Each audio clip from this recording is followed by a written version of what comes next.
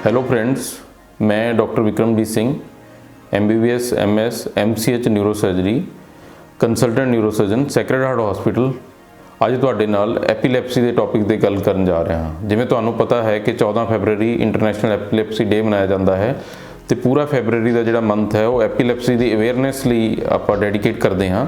ਤਾਂ ਅੱਜ ਆਪਾਂ ਐਪੀਲੈਪਸੀ ਦੇ ਟੌਪਿਕ ਤੇ ਗੱਲ ਕਰਾਂਗੇ। ਜਿੱਥੋਂ ਤੱਕ ਐਪੀਲੈਪਸੀ ਦੀ ਹਿਸਟਰੀ ਦਾ ਸਵਾਲ ਹੈ, ਐਪੀਲੈਪਸੀ ਜਾਂ ਜਿਹਨੂੰ ਮਿਰਗੀ ਦਾ ਦੌਰਾ ਵੀ ਕਹਿ ਦਿੰਦੇ ਆ, ਇਹ ਉਨੀ ਪੁਰਾਣੀ ਹੈ ਜਿੰਨੀ ਹਿਊਮਨ ਰੇਸ।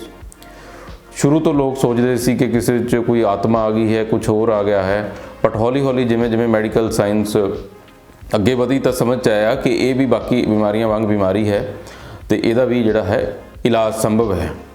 ਪੁਰਾਣੇ ਜ਼ਮਾਨੇ 'ਚ ਇਹਨੂੰ ਦੇਵੀ ਸ਼ਕਤੀ ਦਾ ਪ੍ਰਕੋਪ ਸੋਚਦੇ ਸੀਗੇ ਤੇ ਇੱਕ ਤਰ੍ਹਾਂ ਦਾ ਸ਼ਰਾਪ ਸੋਚਦੇ ਸੀ, ਬਟ ਅੱਜ ਕੱਲ੍ਹ ਇਹਨੂੰ ਆਪਾਂ ਇੱਕ ਨਾਰਮਲ ਬਿਮਾਰੀ ਸੋਚਦੇ ਹਾਂ। ਬਟ ਅੱਜ ਕੱਲ੍ਹ ਵੀ ਲੋਕਾਂ ਦੇ ਮਨ 'ਚ ਐਪੀਲੈਪਸੀ ਦਾ ਡਰ ਹੈ। ਜਿਵੇਂ ਆਪਾਂ ਉਹਨਾਂ ਨੂੰ ਕਹਿੰਦੇ ਵੀ ਤੁਹਾਨੂੰ ਮਿਰਗੀ ਦਾ ਦੌਰਾ ਹੈ ਤਾਂ ਉਹ ਵੀ ਡਾਕਟਰ ਸਾਹਿਬ ਕੀ ਹੋ ਗਿਆ, ਜਦਕਿ ਇੱਦਾਂ ਦੀ ਕੋਈ ਗੱਲ ਨਹੀਂ ਹੈ।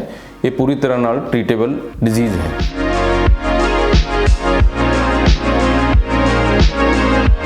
ਜਿੱਥੋਂ ਤੱਕ ਐਪੀਲੈਪਸੀ ਦੀ ਟਾਈਪਸ ਹੈ, ਜੇ ਬਹੁਤ ਇੰਪੋਰਟੈਂਟ ਹੈ। ਮੋਟੇ ਤੌਰ ਤੇ ਐਪੀਲੈਪਸੀ ਦੀਆਂ 3 ਟਾਈਪ ਹੈ। ਇੱਕ ਤਾਂ ਜਿਹਨੂੰ ਆਪਾਂ ਜਨਰਲਾਈਜ਼ਡ ਟੋਨਿਕ ਕਲੋਨਿਕ ਸੀਜ਼ਰ ਕਹਿ ਦਿੰਦੇ ਹਾਂ, ਜਿਹੜੀ ਕਿ ਸਭ ਤੋਂ ਕਾਮਨ ਟਾਈਪ ਹੈ ਤੇ ਆਮ ਲੋਕ ਜਾਣਦੇ ਹੈ ਕਿ ਬੰਦਾ ਬੇਹੋਸ਼ ਹੋ ਜਾਂਦਾ ਹੈ, ਲੱਤਾਂ ਬਾਹਾਂ ਮਾਰਨ ਲੱਗਦਾ ਹੈ, ਮੂੰਹ 'ਚੋਂ ਝੱਗ ਆ ਜਾਂਦੀ ਹੈ, ਜੀਭ ਕੱਟੀ ਜਾਂਦੀ ਹੈ, ਲੈਟਰਿਨ ਬਾਥਰੂਮ ਨਿਕਲ ਜਾਂਦਾ ਹੈ ਤੇ ਥੋੜੀ ਦੇਰ ਬਾਅਦ 5-10 ਮਿੰਟਾਂ ਬਾਅਦ ਉਹ ਵਾਪਸ ਹੋਸ਼ 'ਚ ਆ ਜਾਂਦਾ ਹੈ, ਕੁਝ ਦੇਰ ਸੁਸਤ ਰਹਿੰਦਾ ਹੈ ਤੇ ਠੀਕ ਰਹਿੰਦਾ ਹੈ। ਇਸ ਤੋਂ ਇਲਾਵਾ ਜਿਹੜੀ ਐਪੀਲੈਪਸੀ ਦੀ ਦੂਸਰੀ ਟਾਈਪ ਹੈ, ਜਿਹਨੂੰ ਕੰਪਲੈਕਸ ਪਾਰਸ਼ੀਅਲ ਸੀਜ਼ਰ ਕਹਿੰਦੇ ਹਾਂ, ਇਹਦੇ ਬਾਰੇ ਬਹੁਤ ਘੱਟ ਲੋਕਾਂ ਨੂੰ ਪਤਾ ਹੈ। ਇਹਦੇ ਵਿੱਚ ਕੀ ਹੁੰਦਾ, ਬੰਦਾ ਬੇਹੋਸ਼ ਨਹੀਂ ਹੁੰਦਾ, ਉਹ ਕਹਿ ਲਓ ਇੱਕ ਤਰ੍ਹਾਂ ਨਾਲ ਕੁਝ ਦੇਰ ਲਈ ਡੌਰ ਪੌਰ ਜਾ ਹੋ ਜਾਂਦਾ ਹੈ। ਇਹਦੀਆਂ ਅੱਗੇ ਬਹੁਤ ਸਾਰੀ ਸਬ ਟਾਈਪਸ ਹੈ ਤੇ ਕਈ ਵਾਰ ਕੀ ਹੁੰਦਾ ਹੈ ਕਿ ਬੰਦਾ ਉਲਟੀਆਂ ਪੁਲਟੀਆਂ ਗੱਲਾਂ ਕਰਨ ਲੱਗ ਜਾਂਦਾ ਹੈ। ਕਈ ਵਾਰ ਉਹਨੂੰ ਲੱਗਦਾ ਹੈ ਉਹਨੂੰ ਦਰਦ ਹੋ ਰਿਹਾ ਹੈ, ਕਈ ਵਾਰ ਉਹਨੂੰ ਲੱਗਦਾ ਹੈ ਕਿ ਉਹ ਕਿਤੇ ਘੁੰਮਣ ਗਿਆ ਸੀ ਜਦਕਿ ਐਕਚੁਅਲੀ ਗਿਆ ਹੀ ਨਹੀਂ ਹੁੰਦਾ। ਕਈ ਵਾਰ ਉਹ ਐਕਚੁਅਲੀ ਕਿਤੇ ਘੁੰਮਣ ਗਿਆ ਹੁੰਦਾ ਬਟ ਉਹਨੂੰ ਕੁਝ ਯਾਦ ਹੀ ਨਹੀਂ ਰਹਿੰਦਾ। ਇਹ ਜਿਹੜੀ ਕੰਪਲੈਕਸ ਪਾਰਸ਼ੀਅਲ ਸੀਜ਼ਰ ਹੈ, ਇਹ ਜਨਰਲੀ ਖਾਸ ਕਰਕੇ ਜਿਹੜੇ ਨੌਨ ਨਿਊਰੋਸਰਜੀਕਲ ਬੰਦੇ ਹੈ ਜਾਂ ਨੌਨ ਨਿਊਰੋਲੋਜੀਕਲ ਬੰਦੇ ਹੈ, ਉਹਨਾਂ ਨੂੰ ਇਹ ਸਮਝ ਨਹੀਂ ਆਉਂਦੀ ਤੇ ਪੇਸ਼ੈਂਟ ਹੋਰ ਇੱਧਰ ਉੱਧਰ ਇਲਾਜ ਕਰਦਾ ਆਉਂਦਾ ਰਹਿੰਦਾ ਹੈ।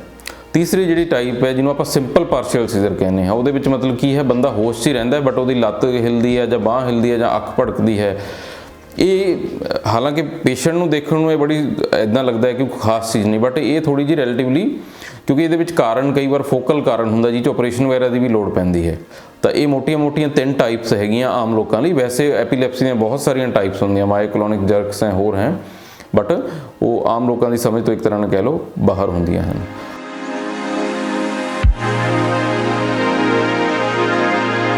ਅਗਲਾ ਆ ਗਿਆ ਕਾਰਨ।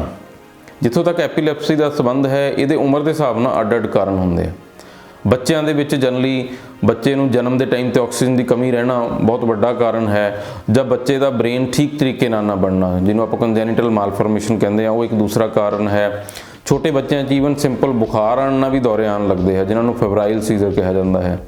ਉਸ ਤੋਂ ਇਲਾਵਾ ਬੱਚਿਆਂ ਦੇ ਦਿਮਾਗ 'ਚ ਇਨਫੈਕਸ਼ਨ ਤੋਂ ਬਾਅਦ ਵੀ ਦੌਰੇ ਆਉਣ ਲੱਗਦੇ ਹਨ। ਇਹ ਮੋਟੇ ਬੱਚਿਆਂ 'ਚ ਕਾਰਨ ਹੈ। ਜਦੋਂ ਵੀ ਆਪਾਂ ਸੀਜ਼ਰ ਨੂੰ ਟ੍ਰੀਟ ਕਰਦੇ ਹਾਂ ਤਾਂ ਕਾਰਨ ਲੱਭਣਾ ਜ਼ਰੂਰੀ ਹੁੰਦਾ ਹੈ ਤੇ ਉਹਦੇ ਵਿੱਚ ਫਿਰ ਜ਼ਿਆਦਾ ਬੈਟਰ ਟ੍ਰੀਟਮੈਂਟ 'ਚ ਮਦਦ ਮਿਲਦੀ ਹੈ। ਇਸ ਤੋਂ ਇਲਾਵਾ ਬੱਚਿਆਂ 'ਚ ਜਾਂ ਯੰਗ ਅਡਲਟਸ ਦੇ ਵਿੱਚ ਜਿਹੜਾ ਨਿਊਰੋਸਿਸਟਿਕ ਸਰਕੋਸਿਸ ਹੈ, ਜਿਹਨੂੰ ਆਪਾਂ ਦਿਮਾਗ ਦਾ ਕੀੜਾ ਕਹਿ ਦਿੰਦੇ ਹਾਂ, ਉਹ ਇੱਕ ਬਹੁਤ ਇੰਪੋਰਟੈਂਟ ਕਾਰਨ ਹੈ ਤੇ ਉਹ ਵੀ ਪੂਰੀ ਤਰ੍ਹਾਂ ਨਾਲ ਟ੍ਰੀਟੇਬਲ ਹੈ। ਇਸ ਤੋਂ ਬਾਅਦ ਆ ਗਈ ਗੱਲ ਯੰਗ ਅਡਲਟਸ ਦੇ ਵਿੱਚ। ਉਹਦੇ ਜਿਵੇਂ ਤੁਹਾਨੂੰ ਦੱਸਿਆ ਹੈ, ਦਿਮਾਗ ਦਾ ਇਨਫੈਕਸ਼ਨ ਇੱਕ ਕਾਰਨ ਹੋ ਸਕਦਾ ਹੈ, ਦਿਮਾਗ ਦਾ ਟੀਕਾ ਆਪਣਾ ਕੀੜਾ ਇੱਕ ਕਾਰਨ ਹੋ ਸਕਦਾ ਹੈ।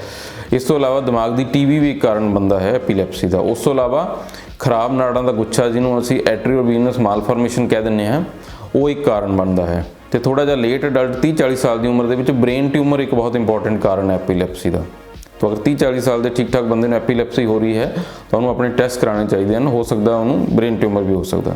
इस तो बाद आ जाती है ओल्ड एज के। ओल्ड एज के एपीलैप्सी का जो मेन कारण है वो किते ना किते पोस्ट स्ट्रोक सीजर जिन्होंने आप कह दें अधरंग के अटैक तो बाद की सीजर। अधरंग का अटैक जोड़ा है वो एक निशान छड़ जाता है तो जोड़ा दौरे पैन का खतरा रहा है। इस तो इलावा हैड इंजरी जी है वो लगभग सारिया उम्र च ही एक एपीलैप्सी का इंपॉर्टेंट कारण है। तो कारण का अपन पता होना चाहिए है।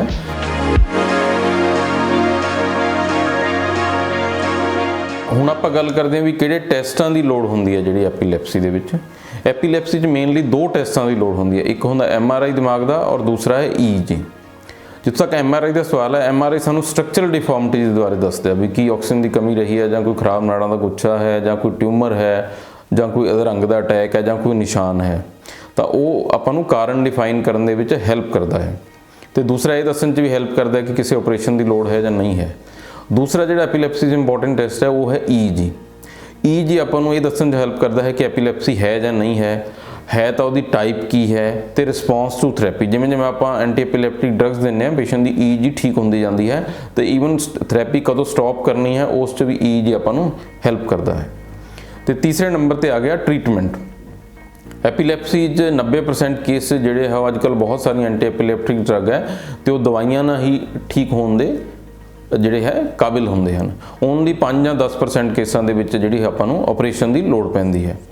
ਤੇ ਜਿਹੜਾ ਚੌਥਾ ਇੱਕ ਪੇਸ਼ੈਂਟ ਦਾ ਸਵਾਲ ਹੁੰਦਾ ਵੀ ਕਿੰਨੀ ਦੇਰ ਦਵਾਈ ਖਾਣੀ ਹੈ। ਨਾਰਮਲੀ ਜੋ ਐਪੀਲੈਪਸੀ ਦੀ ਡਰੱਗ ਦਾ ਕੋਰਸ ਆ ਉਹ 2.5 ਤੋਂ 3 ਸਾਲ ਦਾ ਹੁੰਦਾ ਹੈ ਤੇ ਹਮੇਸ਼ਾ ਆਪਾਂ ਇਨ ਬਿਟਵੀਨ ਟੈਸਟ ਕਰਦੇ ਰਹਿੰਦੇ ਹਾਂ ਉਹ ਦੇਖਣ ਲਈ ਵੀ ਕਦੋਂ ਇਹਨਾਂ ਦਾ ਜਿਹੜਾ EEG ਵੇਵ ਫਾਰਮ ਨਾਰਮਲ ਆ ਰਿਹਾ ਤੇ ਕੋਈ ਸੀਜ਼ਰ ਤਾਂ ਨਹੀਂ ਆ ਰਿਹਾ। ਬਟ 5 ਤੋਂ 10% ਕੇਸਿਸ ਕੀ ਹੁੰਦਾ ਹੈ, 1 ਜਾਂ 2 ਕੋਰਸ ਤੋਂ ਬਾਅਦ ਵੀ ਐਪੀਲੈਪਸੀ ਉਹਨਾਂ ਨੂੰ ਹੁੰਦੀ ਰਹਿੰਦੀ ਹੈ ਤੇ ਉਸ ਕੇਸ 'ਚ ਕਈ ਵਾਰ ਲੰਬੀ ਦਵਾਈ ਦੀ ਜ਼ਰੂਰਤ ਹੁੰਦੀ ਹੈ ਤੇ ਉਹਨਾਂ ਕੇਸਿਸ 'ਚ ਕਈ ਵਾਰ ਆਪਾਂ ਆਪਰੇਸ਼ਨ ਦੀ ਵੀ ਆਪਸ਼ਨ ਦੇ ਦਿੰਦੇ ਹਾਂ। ਤੇ ਤੀਸਰੇ ਨੰਬਰ ਤੇ ਜਿੱਥੇ 2 ਜਾਂ 3 ਦਵਾਈਆਂ ਤੋਂ ਬਾਅਦ ਵੀ ਜਿਹੜੀ ਹੈ ਸੀਜ਼ਰ ਨਹੀਂ ਠੀਕ ਹੁੰਦੀ ਹੈ, ਜਿਹਨੂੰ ਅਸੀਂ ਇੰਟਰੈਕਟੇਬਲ ਐਪੀਲੈਪਸੀ ਕਹਿੰਦੇ ਹਾਂ, ਉਸ ਦੇ ਵਿੱਚ ਜਿਹੜੀ ਹੈ ਆਪਰੇਸ਼ਨ ਦੀ ਲੋੜ ਹੁੰਦੀ ਹੈ। ਐਪੀਲੈਪਸੀ ਦੀ ਦਵਾਈਆਂ ਤੇ ਆਪਰੇਸ਼ਨ ਦੋਨੋਂ ਹੀ ਬੜੇ ਸੇਫ ਹੈ। ਤਾਂ ਮੈਂ ਮੈਸੇਜ ਪੇਸ਼ੈਂਟ ਨੂੰ ਇਹੀ ਦਿੰਦਾ ਹਾਂ ਵੀ ਪਹਿਲੀ ਗੱਲ ਤਾਂ ਅੱਜ ਦੀ ਡੇਟ 'ਚ ਜਿਹੜਾ ਮਿਰਗੀ ਦਾ ਦੌਰਾ ਹੈ ਤੋਂ ਡਰਨ ਦੀ ਲੋੜ ਨਹੀਂ, ਇਹ ਪੂਰੀ ਤਰ੍ਹਾਂ ਟ੍ਰੀਟੇਬਲ ਡਿਜ਼ੀਜ਼ ਹੈ। ਜੇ ਤੁਹਾਨੂੰ ਕੋਈ ਵੀ ਇਦਾਂ ਦੀ ਗੱਲ ਲੱਗਦੀ ਹੈ ਤਾਂ ਤੁਸੀਂ ਤੁਰੰਤ ਆਪਣੇ ਜਿਹੜੇ ਕੁਆਲੀਫਾਈਡ ਨਿਊਰੋ ਦੇ ਡਾਕਟਰ ਉਹਨਾਂ ਨੂੰ ਮਿਲੋ, ਆਪਣਾ ਪ੍ਰੋਪਰ ਇਨਵੈਸਟੀਗੇਸ਼ਨ ਕਰਾਓ ਤੇ ਪ੍ਰੋਪਰ ਟ੍ਰੀਟਮੈਂਟ ਕਰਾਓ। ਇਸ ਤੋਂ ਇਲਾਵਾ ਜੇ ਤੁਹਾਨੂੰ ਕੋਈ ਐਪੀਲੈਪਸੀ ਬਾਰੇ ਹੋਰ ਜਾਣਕਾਰੀ ਚਾਹੀਦੀ ਹੈ ਤਾਂ ਤੁਸੀਂ ਸਾਡਾ ਜਿਹੜਾ ਫੇਸਬੁੱਕ ਪੇਜ ਹੈ ਉਹਨੂੰ ਫੋਲੋ ਕਰ ਸਕਦੇ ਹੋ।